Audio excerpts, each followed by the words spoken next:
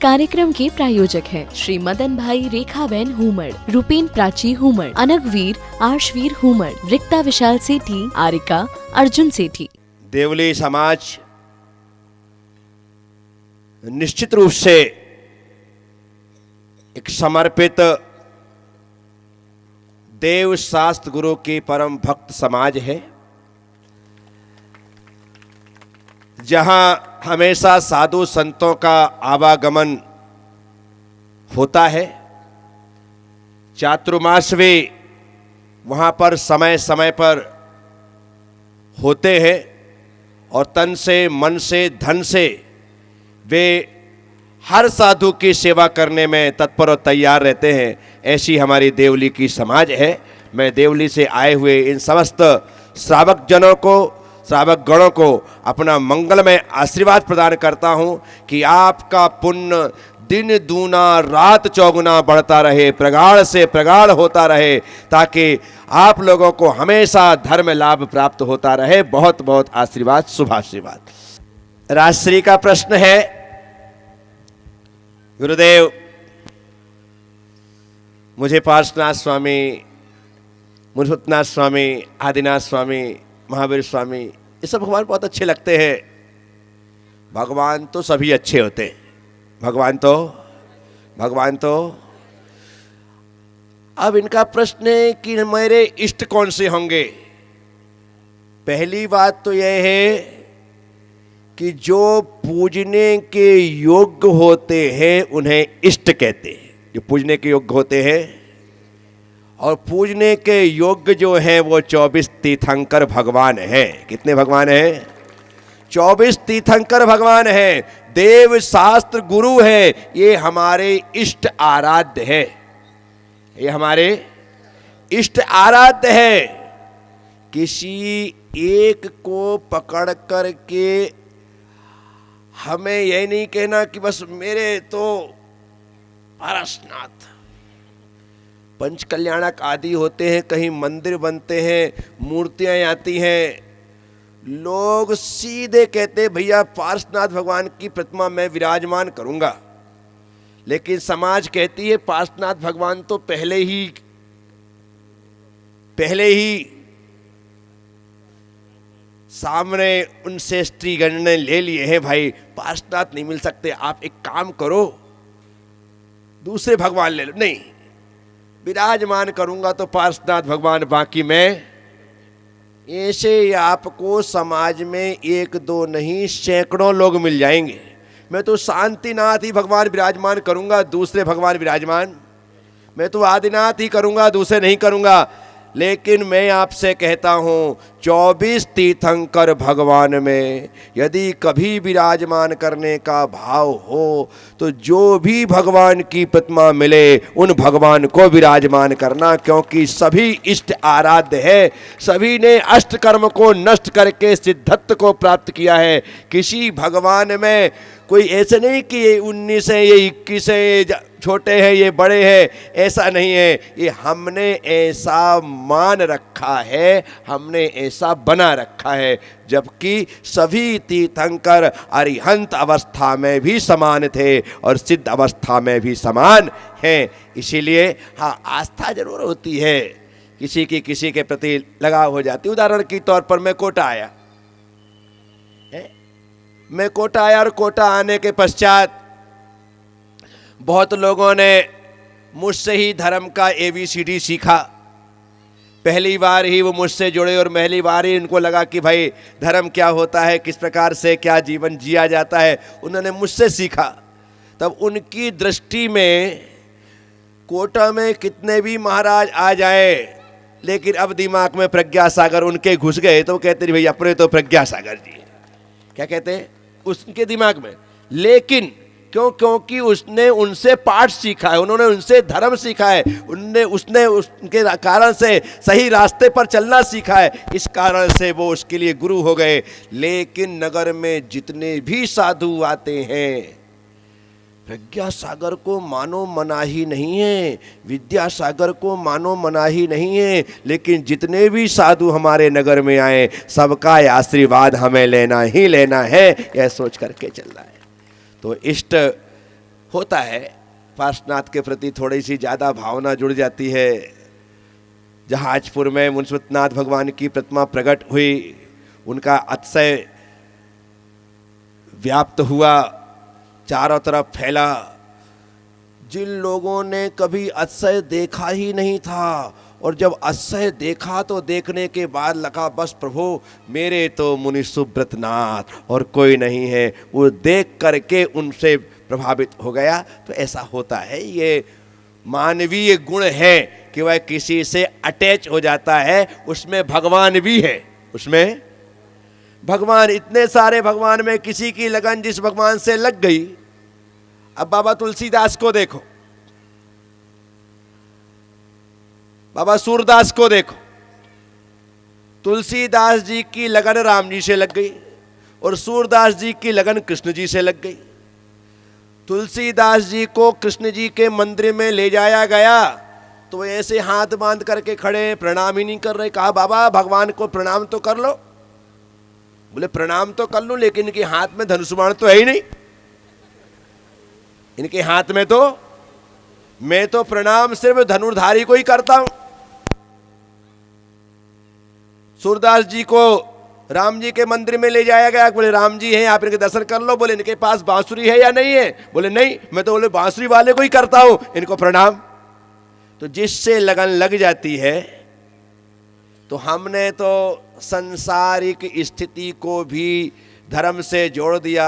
जैसे आप संसार में रहते हैं, सामान्य लोगों से आप जुड़ जाते हैं तो उसे ही अपना सब कुछ मानते हैं, वैसे ही हमने भगवान को भी एक को इष्ट बना लिया, गुरुओं में भी एक को इष्ट बना लिया और उनको ही पकड़ करके रह गए। ये हमारी मानवीय गुण कहो, विशेषता कहो, कमजोरी कहो, खामी कहो, कमी कहो, जो भी आपको कहना है वो कह सकते हो। लेकिन सभी तीर्थंकर भगवंत देव सात गुरु हमारे इष्ट आराध्य हैं। हमारी श्रद्धा सभी के प्रति समान होनी चाहिए। चलो पुरुष वर्ग में एक पुरुष वर्ग में एक देवली होगा, एक महिला, एक पुरुष वर्ग में। हाँ चलो अर्पित। नमस्ते गुरुदेव। गुरुदेव, पिछले वर्ष आपका आगमन कोटा नगर में हुआ, उसके पश्चात वहाँ पे दीक्षा भी हुई आपके साथ। बहुत समय रहे, बहुत समय आपका सानिध्य मिला।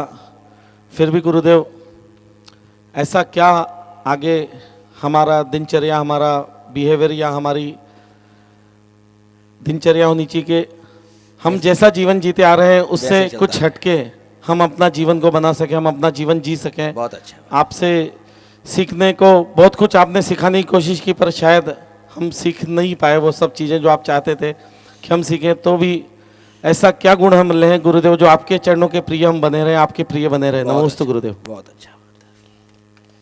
गुरु के प्रिय बने रहने के लिए जो गुरु को अप्रिय है उस चीज को छोड़ दो। क्या? गुरु का प्रिय बनने के लिए जो गुरु को अप्रिय है वह चीज, जो गुरु को पसंद नहीं है वह चीज, आप उससे मुक्त होते जाओगे। गुरु के प्रिय से प्रिय, प्रिय से प्रिय, प्रिय से प्रिय बनते बनते एक दिन प्रिय तीर्थ बन जाओगे। क्या बन जाओगे?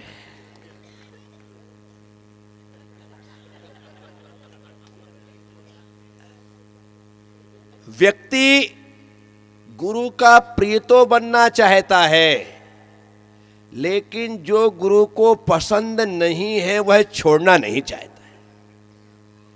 मैं सबसे कहता हूं, आप जिसका भी प्रिय होना चाहते हैं, तुम तो मेरी बात कर रहे हो, तुम अपने पत्नी के प्रिय होना चाहते हो ना, कि मेरी पत्नी सिर्फ मेरा ही ध्यान करे 24 घंटे। इसके लिए एक ही रास्ता होता है कि पत्नी की पसंद को समझा जाए, कि पत्नी को ये चीज पसंद है, पत्नी को ये चीज पसंद है। आप उसकी पसंद के काम करते रहो, मेरी गारंटी है वो 24 घंटे तुम्हारी मान की माला ओम ह्रीम अर्पिताय नमः, ओम ह्रीम अर्पिताय नमः, ओम ना फेरे तो कहना। ये सर्वत्र लागू है। हम जिसके प्रिय होना चाहते हैं, आप उसके मन पसंद के कार्य करना प्रारंभ कर दो। निश्चित तौर पर आप तो सिर्फ उसके मनपसंद के कार्य कर रहे हो, वो तुम्हें अपने प्राणों से भी ज्यादा प्रिय मानने लग जाएगा ये संसार। तो इस तरह से अर्पित, चिंता नहीं करने का। मुझे 1 साल कोटा में, पिछले साल यदि तिथि के हिसाब से देखो तो बस यही समय मेरे आगमन का था। नहीं, 19 दिसंबर नहीं, 29 दिसंबर, हाँ, कोटा गुरुधाम 29 दिसंबर को मेरा आना हुआ था। वही समय चल रहा है। पिछले साल मैं कोटा आ रहा था, इस साल मैं उसी तारीख में कोटा से आगे बढ़ रहा हूं, जा नहीं रहा हूं, आगे बढ़ रहा हूं, क्योंकि कोटा वाले किसी को भेजते नहीं हैं। कोटा वाले जिसे के भी साथ लगते उसे आगे बढ़ाते हैं कि आप आगे बढ़िए, बहुत आगे बढ़िए, बहुत आगे बढ़िए। तो ऐसे कोटा वाले, कोटा बहुत अच्छी समाज है। यानी कि मैं देश में पिछले 40 साल से विहार कर रहा हूं, लेकिन कोटा की समाज निश्चित तौर पर 100% मार्क्स प्राप्त करने की क्षमता रखने वाली समाज। किसी भी फील्ड में 19 नहीं है, सबसे बड़ी बात यह है। हर फील्ड में 21वां काम यदि कोई कर सकता है तो वह कोटा की समाज कर सकती है। और फिर कोटा की समाज में गुरु आस्था परिवार का कहना ही क्या है, वो तो निश्चित तौर पर अपने आप का बेजोड़ परिवार तैयार हुआ है। 450 परिवारों का एक परिवार जो कि प्राणपण से समर्पण के साथ कार्य कर रहा है। तो मैं आप सबको आशीष देता हूं। आखिरी प्रश्न लोकेश जी जैन, माइक दे दो भाई। महाराज नमोस्तु, महाराज जी नमोस्तु, गुरुदेव नमोस्तु आचार्य। मेरा तो छोटा सा 3 शब्दों का प्रश्न है महाराज जी, क्योंकि ज्यादा मेरे को हाँ, तुम तो ज्यादा आते ही नहीं बोलना। महाराज जी कोटा कब आओगे? बहुत अच्छा, बहुत अच्छा प्रश्न पूछा है महाराज से। कोटा कब आओगे? जिस दिन कोटा का कोटा आ जाएगा उस दिन मैं कोटा आ जाऊंगा। जिस दिन कोटा का, कि फिर से कोटा का कोटा आ गया है, चलो भाई फिर कोटा चलते हैं। और लोकेश, तुम्हें तो ये प्रश्न पूछना ही नहीं चाहिए, क्योंकि जब गुरुधाम का वहां पर हमने शिलान्यास कर दिया है तो अब मुझे एक बार नहीं, बार बार कोटा आना पड़ेगा।